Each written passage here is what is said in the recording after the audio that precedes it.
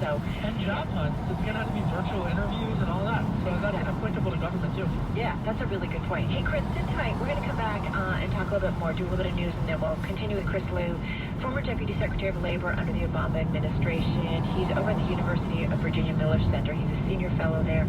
And as we mentioned, he was executive director of then President-elect Barack Obama's transition team in '08. I mean, it's really interesting, June and Kevin, to kind of get an idea of like what goes on, right? When there's a transition, there's a lot that goes on. It's so fascinating to me. I always wonder, and I want to ask Chris when we come back, just about how it works. And what happens when they get help from the last administration? What happens when they don't get help from the last administration? I mean, Exactly. Especially at the time of a pandemic.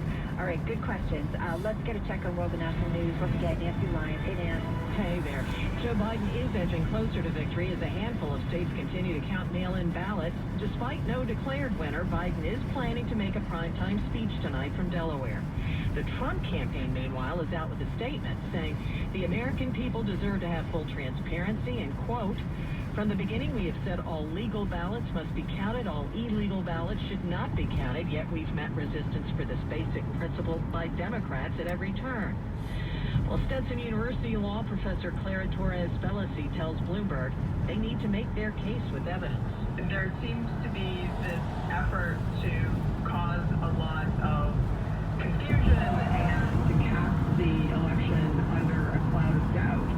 But what we haven't seen is a concrete case of some problem with the election that would give a state to Trump instead of Biden.